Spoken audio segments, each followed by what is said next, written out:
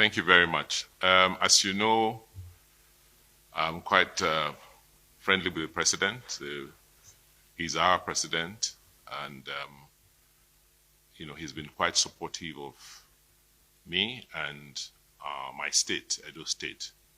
And it's almost 1 year since my last election, and I haven't seen him one-on-one. So I came in to just greet him and also to go through some issues with him.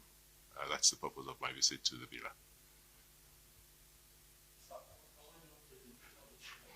villa. Principally, there were four issues I discussed with him. First has to do with the position of Edo State on the anti-grazing laws. As you know, most southern states have passed laws relating to open grazing, but Edo has not, because we want to ensure that whatever laws we pass are laws that we can enforce. We've had extensive consultations with our people, extensive town hall meetings to deal with the issue that, yes, we do not want open grazing. It is outmoded, it's outdated. However, what are the options? If we are asking that we should now have ranches and these cattle should now be constrained to specific areas, such as ranches, then who provides the land? My people say that as far as they're concerned, ranching is a private business, and therefore, just like every other agricultural venture, those involved should provide their land. As you already know, it is expensive, it is not cheap to run and manage ranches. So what I came to discuss with the president was that since the people of Edo would rather invest privately, those who are interested want to make it a private concern, then the National Livestock Transformation Program, which is now being implemented by the federal government, should acknowledge our model and should also be able to help Edo people benefit from the funding that is now being made available for people who want to go into the livestock business and make investments in ranches and other similar livestock programs. He, as usual, took notes, and I'm sure he's going to do something about it. The other issue was I came to thank the federal government, the president, for the efforts of the federal government in assisting our current efforts to return the Edo artifacts that are all over the world. As you may already know, there have been attempts over the last 30 years by various people and various governments to push for the return of these works. We took it as a project about 3 years ago. For me, it was a personal project. Worked through with most of the major curators and museums in Europe, and we were able to come to this breakthrough, which we now have received from the Germans. So I want to thank the federal government for the support. As you know, these works, these artifacts, are coming from other sovereign countries, and the laws of Nigeria stipulate that the federal government has the exclusive rights to deal with artifacts and monuments, and to pledge to the president that the Edo state government and Edo people will continue to support the federal government's efforts. We'll do all that is within our powers to make sure that these works are brought back to Nigeria, and also for them to be domiciled where they were taken from, which is Benin City. I formally informed the president of the passing of our legend, Sir Victor Waifo, whose funeral will come up this weekend. The last time Mr. President was in Edo for an official visit, he entertained him, and he did assure us that the federal government was, was going to send a delegation, and he commiserated with the people of Edo State and the family of late Sir Victor Waifo. I informed him about some amounts that are being owed to the Edo State government from some federal agencies, and he promised to look into them to ensure that these sums are paid back to the Edo State government. So, in a nutshell, those were the things I came to discuss with Mr. President. Yes.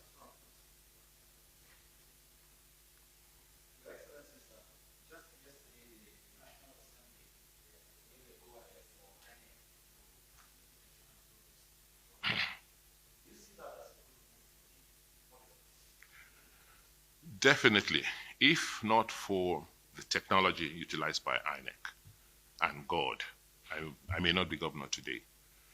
So I am one of those people who believe that we cannot and should not have elections in this country going into the future without transmitting results electronically from the polling units.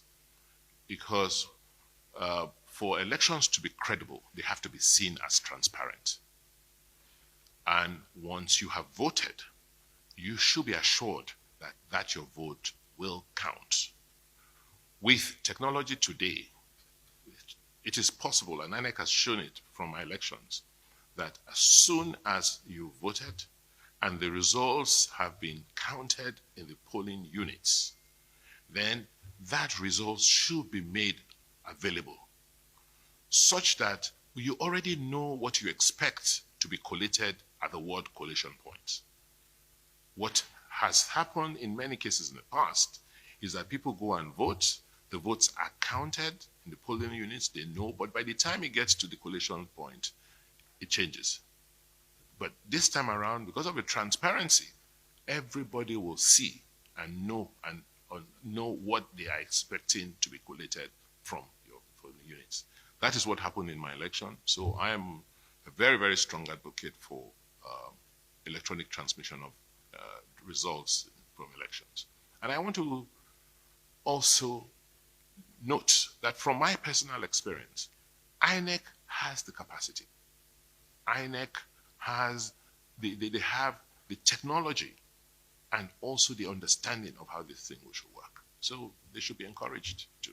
And I hope and pray that the president will assent to that bill.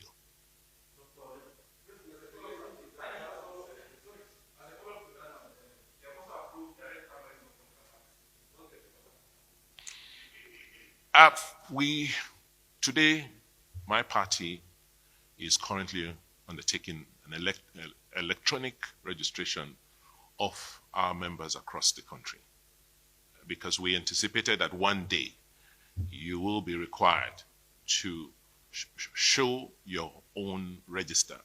Because if we as political parties vote on the basis of an election register, then the parties must also have their registers, because democracy has to begin with the parties.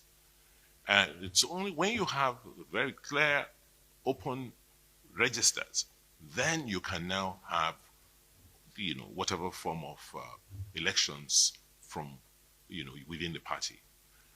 I would have thought that parties should have options, right? That parties should have options. If a party wants to reduce the costs of their own internal primaries by having a delegate system, just having an electoral college and a delegate system, they should have the option to do so. But to just, lump everybody together and say, look, it's, the only way to go, I would have suggested that you should have options. However, the direct primaries process, properly supervised, is a very, very fundamental step in the evolution of our democratic system.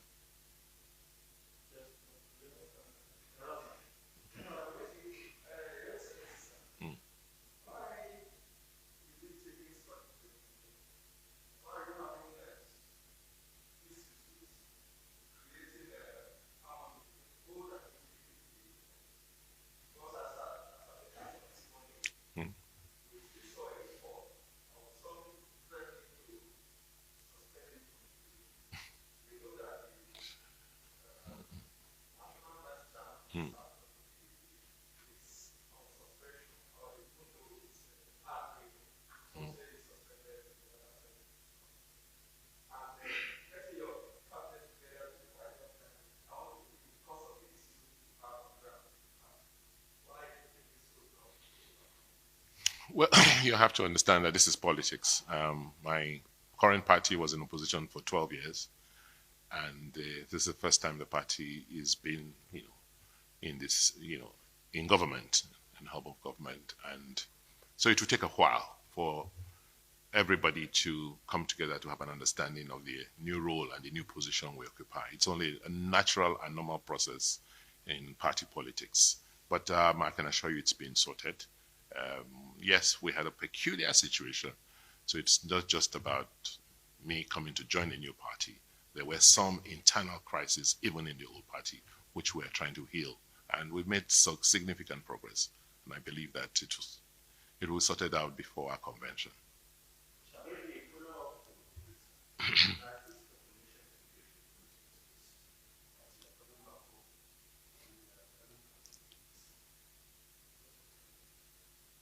Well, I think I've shown that I'm a politician with integrity. And I have made it very, very clear that I didn't leave the other party on my own. I was pushed out of the party. And someone else gave me cover, gave me an opportunity. It will not be the right thing to do to now leave the person who helped you, who gave you the umbrella in your storm, and then go back to the person who pushed you out.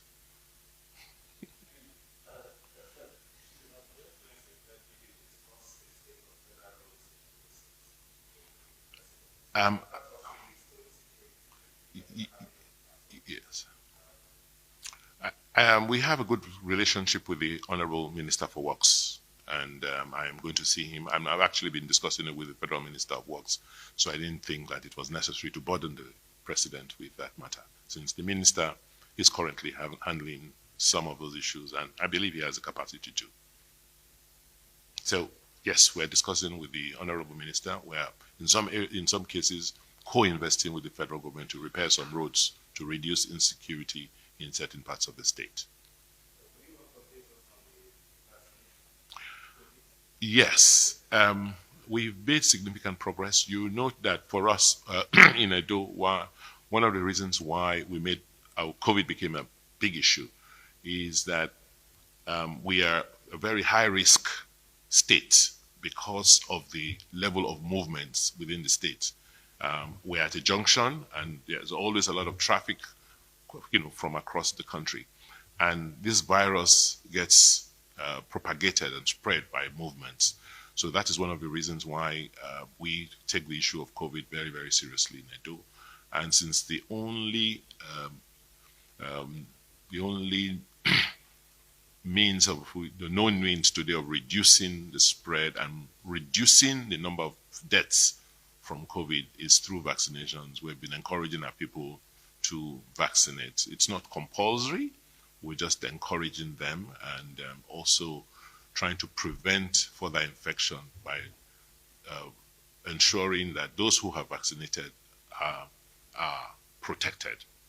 So if I have vaccinated and you have not vaccinated, I don't think it is fair for you to now, spread your risk to me. But I think from the figures we're seeing, it seems to be, this third wave seems to be going down, and we're praying and hoping that we don't get a fourth wave. So the issue of the no vaccination, no entry order, which we have in place, will be reviewed.